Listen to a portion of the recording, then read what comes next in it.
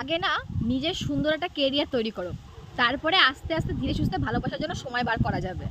কি জানো তো, বর্তমান যুগের মানুষ এরকম হয়ে গেছে, যার কাছে ভালো একটা কেরিয়ার আছে, যার একটা স্টেবল লাইফ আছে, যার ডেডিকেশন আছে জীবনে, সেই সমস্ত মানুষদেরকে আমরা অনেক বেশি পছন্দ করি। হয়তো শুনতে আমার কথা খারাপ লাগছে, কিন্তু আমি জানি।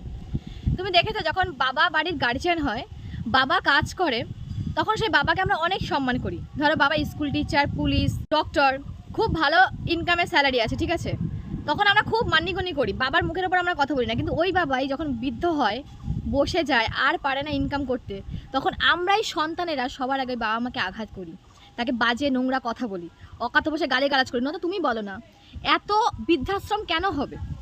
আমাদের বাবা মারা 3-4টা সন্তান মানুষ করতে পারে একসঙ্গে, কোনো খায় দায় যাই করে, অসুবিধা হয়, কিন্তু আমাদেরকে তাড়িয়ে দেয় না।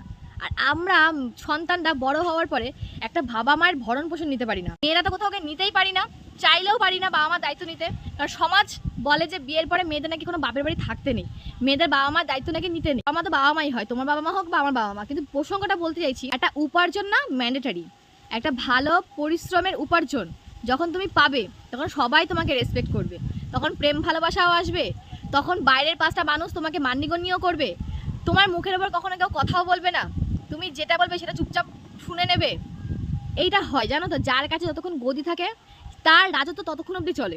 লঙ্কায় গেলেই সে রাবণ হয় ঠিকই, ওই গদির বিষয়। তুমি খারাপ হও বা ভালো, টাকা আছে যতক্ষণ, সম্মান আছে ততক্ষণ। আজকে যেই মেয়েটা তোমাকে বলছে না যে সোনা তুমি আমাকে যদি বাসতলায় নিয়ে গিয়ে রাখো, তাহলে আমি সেখানে গিয়ে তোমার সঙ্গে সংসার করে নেবো। শোনো, আমার বাবা একটা কথা বলে, অভাব যখন দরজায় এসে দাঁড়ায় না, ভালোবাসা তখন জানলা দিয়ে পুরুত করে পালিয়ে যায়।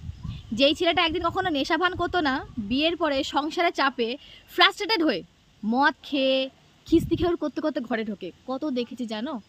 সংসার টেকানো যায় না গো, টাকা পকেটে না থাকলে না, ওই চাল ডাল নুন গ্যাসের দাম এত বাড়ছে, টেনে পারবা না। ওই একটার পর একটা জামা কাপড়, আজকে সন্তানের স্কুলের ফিস, কালকে বইয়ের এটা লাগবে, কালকে তোমার প্রয়োজনে কিছু লাগবে, মা বাবার ওষুধ, এটা ওটা সেটা, অনেক হ্যাপা। বুঝতে পেরেছো? তাই আগে কেরিয়ারে মন দাও। একটা সময় এমন আসবে না জীবনে, যখন ভালোবাসার কেরিয়ারের মধ্যে যে কোনো একটা অপশানকে তোমাকে চুজ করতে হবে। অনেকে ভুল করে কি জানো, ভালোবাসাকে অ্যাকসেপ্ট করে নেয়। তো ওটা কখনো করতে চেও না। আমাকে তো কীরকমভাবে বোঝায়নি, কিন্তু আমি চেষ্টা করি তোমাদেরকে একটুখানি বোঝানোর। আমি এমন একটা মানুষ না যে কখনো টাকা আর সময় ব্যালেন্স করতে পারতাম না। আমি ভাবতাম কি যে টাকাতে কি এমন যায় আসে, ভালোবাসাটাই সব। আজকের ডেটে দাঁড়িয়ে আমি রিয়েলাইজ করতে পারি টাকাটা ইম্পর্টেন্ট। বেঁচে থাকার জন্য, সার্ভাইভ করার জন্য টাকাটা ইম্পর্টেন্ট। টাকাটা আমাকে তো সুখ দেবে না, কিন্তু এই যে প্রবলেমগুলো আসছে না চারি সাইডের, এটাকে আমি একটুখানি হলেও ঠেকাতে পারবো। তাই জন্য বলছি, ওটাতে ফোকাস করো। তখন ভালো, শুধু একটা মানুষের ভালোবাসা কেন, তখন বিশ্ব সংসার সবাই তোমাকে ভালোবাসবে, সবাই সমান করবে।